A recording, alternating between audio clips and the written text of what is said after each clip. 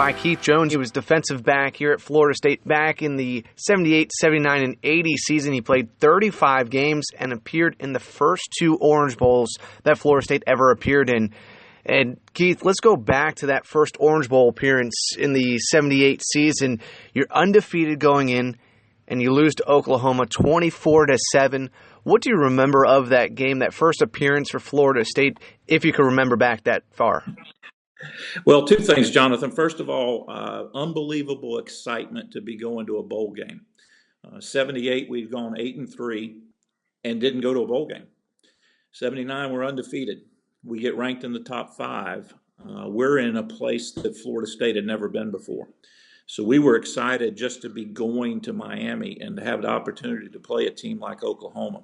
And then one Billy Sims and one J.C. Watts ran for almost 400 yards on the ground on us. But we were so unbelievably excited just to be there, and maybe a little bit over our heads. And part of the reason why we didn't play as well as we wanted to.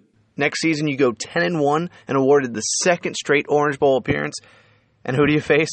Oklahoma Sooners again. But no Billy Sims, just JC this time. You don't give up the 411 rushing yards this year. Before those 2 Orange Bowl appearances, Florida State hadn't been to a big bowl. This was the first New Year's Day bowl appearance Florida State's ever had. What did this do for the program moving forward? National recognition. People knew who Florida State was. Prior to that, they thought there were 1, maybe 2 schools in Florida, University of and Miami.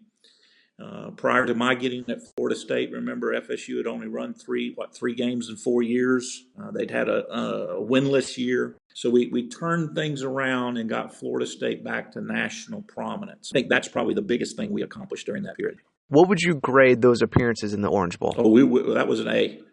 It would have been an A+ if we had beaten Oklahoma. You would have given an A+? Oh, yeah. I know you don't believe that. For people that don't know, you teach risk management, and you don't give pluses or minuses in your class. That is correct. I needed a plus in your class. You didn't give it to me. You're going to give it to your team? If we had defeated Oklahoma, there's a very good chance that there would have been co-national champions that year. Georgia played Notre Dame in the Sugar Bowl and beat them, but Notre Dame was 10th, 11th, 12th in the country, whatever they were. We were number 2. Oklahoma was number 4 or number 5.